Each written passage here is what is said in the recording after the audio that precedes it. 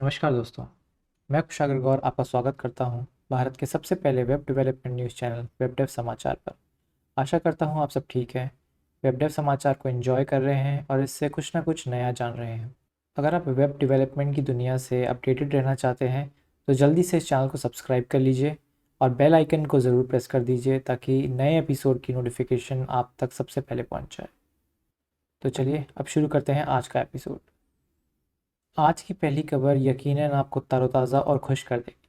अगर आप एक वेब डेवलपर हैं तो आपने जावास्क्रिप्ट में कुकीज़ के साथ ज़रूर काम किया होगा, कुकी बनाई होगी, रीड की होगी, और आप जानते हैं कि कुकी को रीड करना, राइट करना, डिलीट करना कितना ही मुश्किल काम है।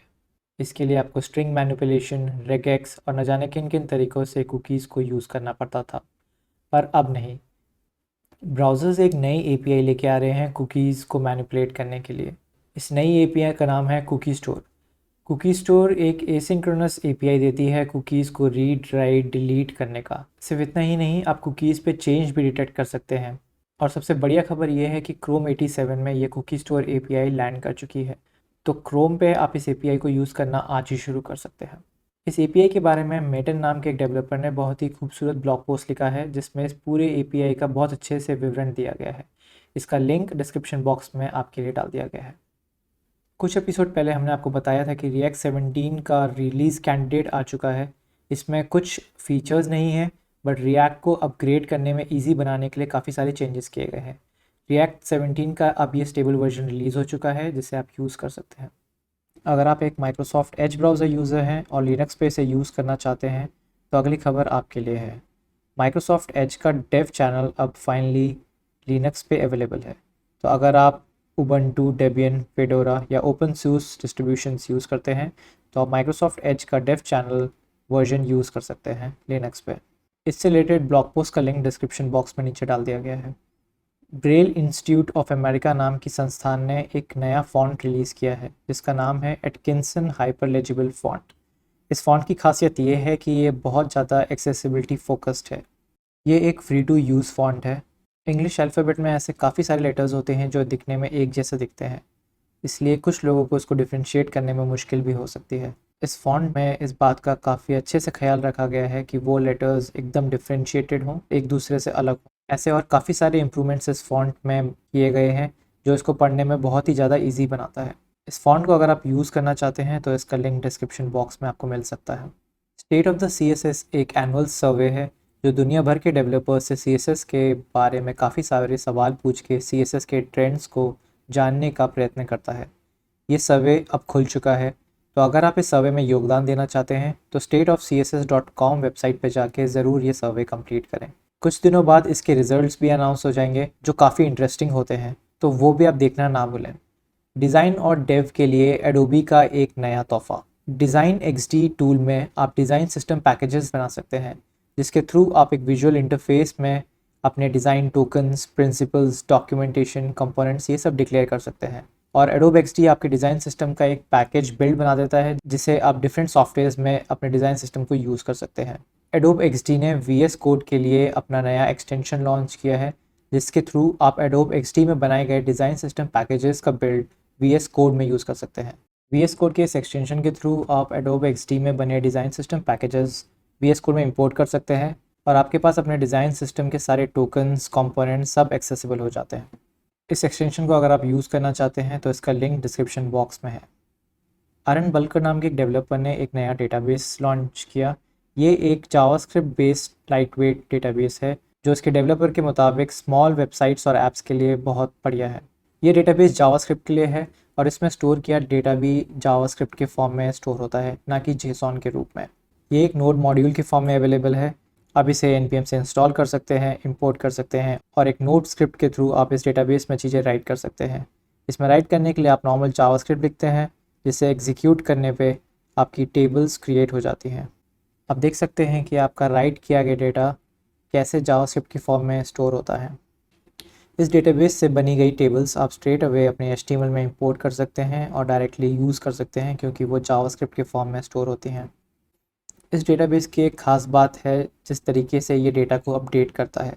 ये डेटाबेस एक अपेंड ओनली ट्रांजैक्शन लॉग की तरह काम करता है। इसका मतलब है कि आप जो भी डेटा अपडेट करते हैं वो एक्चुअल डेटा को चेंज नहीं करता है, बट उसकी जगह ये ट्रांजैक्शनल स्टेटमेंट्स अपेंड करता है।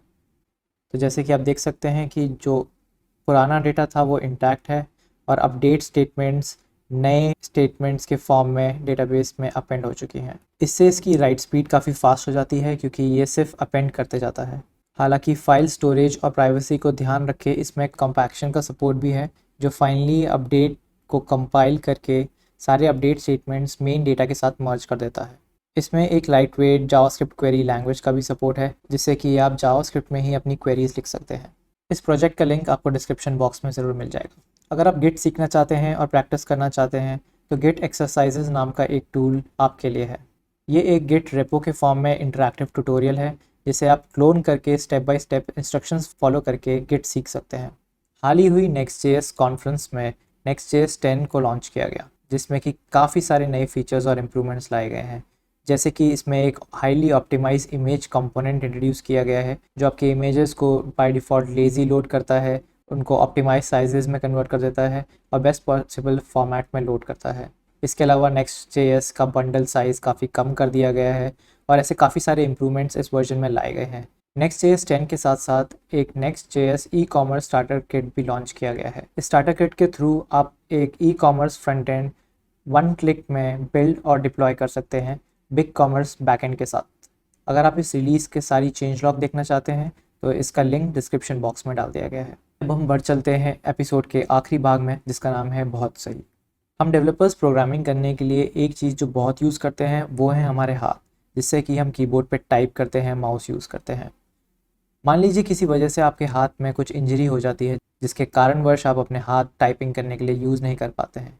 उस केस में आप क्या करेंगे? शायद प्रोग्रामिंग से थोड़े दिन का ब्रेक लेंगे, है ना? जॉश कुमो नाम के एक डेवलपर ने ऐसी ही एक हैंड इंजरी से प्रेरित होकर एक नए कंसेप्ट का आविष्कार किया है। आइए देखते हैं जॉश कुमो का hands free coding concept. Josh Comeau ने अपने हाथ में होने वाले क्यूबिटल टनल सिंड्रोम की वजह से इस सिस्टम का आविष्कार किया है। आइए देखते हैं ये काम कैसे करता है। Slap second, Enter. go up. Go up Style second button and back. go left third. Blank rule background color. Brace space. Color Say variable children. primary. Go Slap. down second. Blank rule Brace say font size. children. 2 Save. red each made. Slap. Go up second. Rule cursor pointer. Slap second. Go up. Rule Import color component print. icon. जैसा कि आपने देखा, Josh कुमो इस demo में सिर्फ आवाज़ के द्वारा कोडिंग कर रहे हैं। ये सिस्टम काफ़ी कॉम्प्रिहेंसिव है।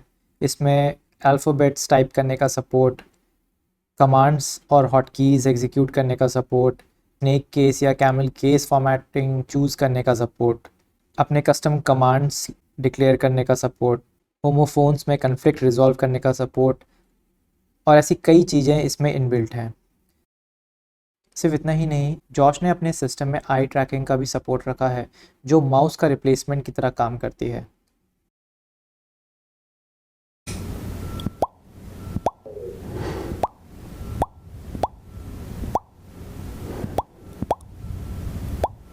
Righty. जैसा कि आपने इस डेमो में देखा, सिर्फ आई ट्रैकिंग के थ्रू और एक स्पेसिफिक आवाज़ निकालने पे क्लिक ट्रिगर हो जाता है। जॉश ने अपने ब्लॉग पोस्ट में कहा कि ये सिस्टम काफ़ी एफिशिएंट है और वो इसे काफ़ी टाइम से अपने डेली प्रोग्रामिंग जॉब के लिए यूज़ भी करते आ रहे हैं।